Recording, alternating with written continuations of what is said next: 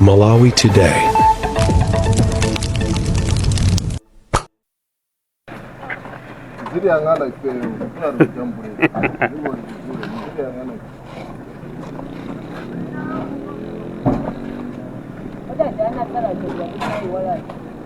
Pamene munthu amwalira tikamuyika m'manda timakhala ndi chiyembekezo chimodzi chokha kuti akause mu mtendere akapumule.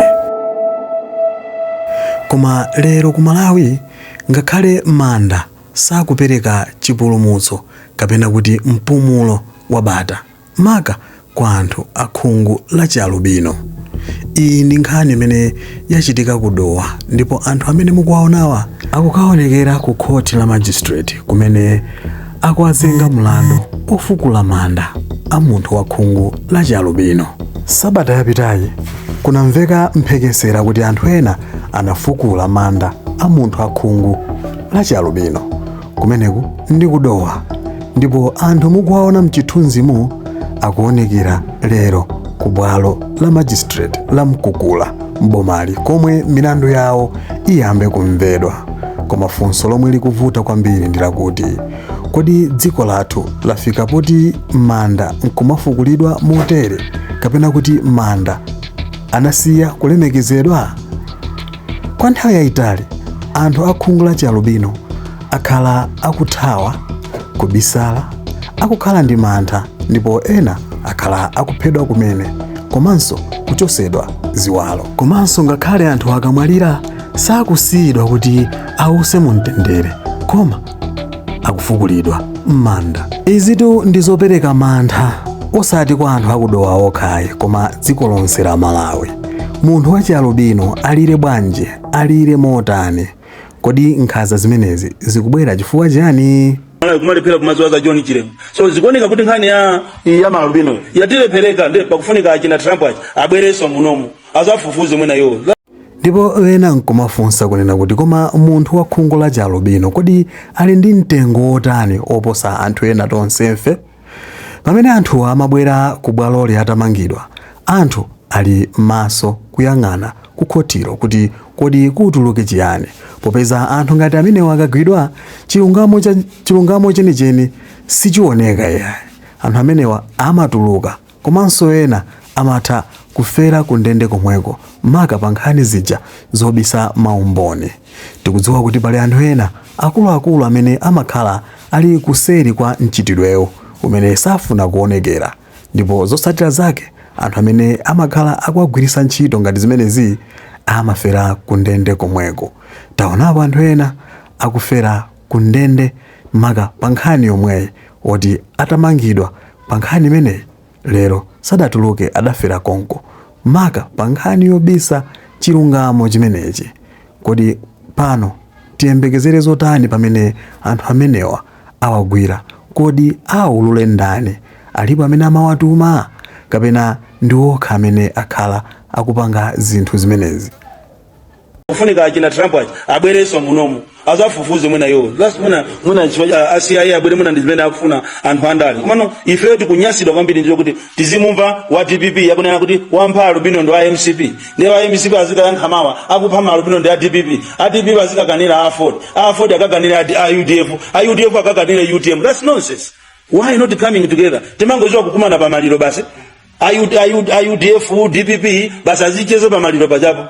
But they can't come together and discuss issues. Here is the tragedy. How do we end this? Tukufuna anthu akunja abwere ndeba zitiza tamangira kuti amene mabwera kusafufuza za malubino on our own we can't do it. A sickness. Kumapeto kwa nkhani ngati imeneyi ife tikunena kuti tikhale tikupasirani satani wa nkhani yonse, ndipo ino musakhale chete koma kupanga subscribe ngati muli alendo, komanso kupanga like, ndipo gawani kanema ameneyo kuti ambiri amupeze komanso athandizike ndi kuphunzira zambiri. Koposaposa pangani comment mu comment section timve maganizo anu pa nkhani imeneyi. Kodi anthu amenewa akuyenera kuti akumane ndi chilungamo kapena angotuluka mmene anthu amawatulusira pa belo akapalamula? Ife tili pano kumva maganizo anu.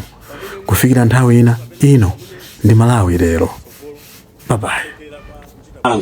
Anzanga zikumada bwisa kwambiri kuti kodi kapena mwina nkapoloti kena kake meka upangidwa mena fotokozera anzanga kale kuti mwina ndi anzathu andale ndi cholinga chofuna kudetsa boma limene lilipoli chifukwa zikudabwitsa mena anenera ena kuna kuti 5 years yapita icha izi zimachitika koma sizimachitika phokoso ngati mmene kuchitikiramo. Ndiye kapena mwina mwake ndi strategy imene mwina anapanga ena ake kaenda andale kaenda mabungwe kaenda anthu ena osakonda dziko lawo kuti mwina mwake pamene wina akuchita bwino kapena pamene dziko likuoneka kuti liyenda chitsogolo ndi kuthekera kwa kuchita bwino zinthu amafuna kuti abweretse ma issues ena kuti akhale ngati akudetsa kumtima anthu ena pokonzekera chisankho cha masiku amene akubwera. Ndiye mmene anenera anzangaja kunena kuti izizi tiyeni tisiye kuseweretsa moyo wa munthu chifukwa ine ngati Masauko ndimafika poganizana kuti izi mwina amachita ndi yawo sindikudziwa ngati ndimalakwitsa komano ndimakhala pasi kuganiza kuti koma izizi ndizoona kuti nthawi zonse ikakhala kuti boma ilo likulamula zizichitika izi wina wake ndithu tikhoza kukhala kudzifunsa mafunso kuti wina wake akuona ngati zinzopambanira kapena zoti adzatengere boma. Posachedwa pa bungwe la APAM linachititsanso msonkhano wa atolankhani kumene anadandaula za kutulutsidwa kwa anthu amene akukhudzidwa ndi imfa ya Abule Alule.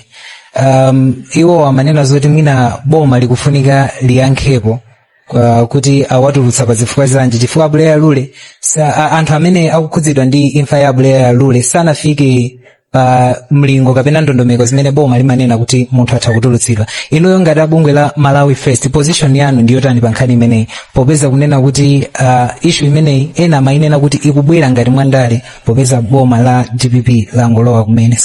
Bungwe la APAM lokuti pa miyezi imeneyi inayi akhala ndi mantha kwambiri anthu amene ali ndi khungu la albino pa zimene zakhala zikuchitika. Makambapo za mnyamata amodzi amene anasowa Israel Mbewe. Sindikudziwa inu ngati Malawi First mudafikira ndi kuona kuti mugwirana manja motani popereka chitetezo chimene mukamba kuti apolisi ayenera kuti awateteze mwina ndi njira zina komanso kuti ngati iwo APAM akunena kuti ali pa chiopsezo tinene kuti ndi limodzi mwa mabungwe amene manena apa kuti akupanga zinthu kuti zikhale za ndale. Kutulutsidwa kwa anthu amene anamangira chifukwa cha kuphedwa kwa Abule Alule ngati ena numasatira bwinobwino Malawi First ngani imene tinayitulutsanso ma daily audio athu ochita condemn and seek answers from government, especially Malawi police, kuti they should come open and explain to Malawians what really happened, because munthu amene waphanzaka samakhala pa ndandanda wa anthu otulutsidwa what happened. So if we are eagerly waiting kuti tidziwe kuti chinachitika ndi chani, because zikuoneka kuti kwa anthu amene ali ndi kuthekera kolemera komanso kuthekera kuti ali ndi waziwa kumbali ya ndale amalandira ulemu ngati chonchi. Koma what about you? What about me? What about mbale wanu? So ninkhani yomvetsa chisoni pokapoka mune yo aboma akuzera ku Malawi police achite explain kwa Malawi. Otherwise iso ninkhani imene ifeyo tikulira limodzi ndi APAM andiso muna osa izitengera bwino nkhani imene ifeso tiajoina APAM akupanga ma demonstrations pajaso mukumbwera da apanga poso ma demonstration mbuyo okuzana ndi nkhani imene ifaja anthu ena amatenga amalupeno ngati si anthu koma ife ngati Malawi First komanso Malawi ena ife tikuwatenga amene ajangati Malawi osakhala anthu aja alubino. So ndizombesa chisoni kunena kuti anthu amene anangokhala ku ndende atapezeka olakwa atuluka ndi tikufuna mansalaso monga mene akufunira APAM. Tikafika nkhani ya funso limene afusa bwana tikudziwa bwinobwino kunena kuti kunja kuno kuma alubino amasowa monga amene tanenera kale kuti anamba kusowa nthawi yakamuso kuzafika pano. Koma pali nkhani zina zimene zili zoona ndi pali nkhani zina zimene zili zonama. That is why tikufuna kuti apolisi azigwira ntchito yawo chifukwa pali china chake chokhala ngati inu ndi ife tikubisidwa koma tikufuna tidziwe kuti ndi chani chimene chimachitika. Ndi chifukwa chani apolisi amalepera kubooleza. Inalipo nkhani ya Masambuka kunali wa polisi ina ochedwa Chikondi Chileka amene tikunena pano akuchita roti kuzomba uko chifukwa kuti amagwira ntchito ya undercover amalemba so malipoti onse alipo ngati mutafuna atolankhani tikupasirani munthu amagwira ntchito yofuna kuti adziwe kuti amapha malubino amapita nawo kuti chifukwa tikakufunsani iniyo mafunso pano kukufunsani kuti mmaziwa kumene kumapita malubino alesi akana koma wa police was doing his job. Lero li bwana akanamusambira manja munthu kuti anamutumiza kuti can you go and do the undercover job udziwe kuti anthu amangagulisa ko. He was arrested, he is rotting in jail, an innocent person. So if you ngati Malawi First citizen secretary zimeze, that is why tikunena kuti this is not a political matter. amene akwapha alubino sitikudziwa kuti ndi andani. Komano sinkhani ya DPP, sinkhani ya MCP, sinkhani ya Ford, sinkhani ya UDF, sinkhani ya UTM, ni nkhani ya ife amalawi tonse tibwere pamodzi chifukwa muziko muno mwabwera zigawenga zimene zimabwerera ngati za ku Nigeria. Awirire serious tangokhala basi tizingomva kuti alubino waphedwa kuntakataka, alubino waphedwa kunzuzu basi kuti kumabale alubino waphedwa without finding a lasting solution. That's completely nonsense in a country like ours.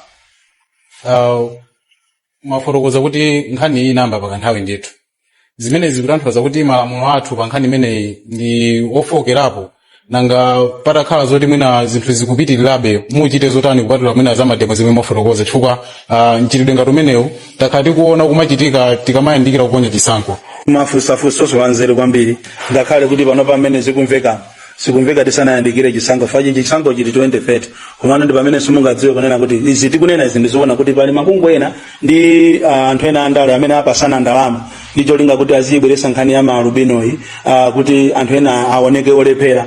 Komama ine mene ndikuonera zikuoneka kuti nthawi yakwana swana kuti ma authorities atiuze ifeyo kunena kuti talephera kufufuza za maalubino ndeti apemphe America chifukwa zikuoneka kuti ndiye kuti pakufunika international intervention abwere muno Malawi azafufuza ngasi tokha tikulephera kufufuza.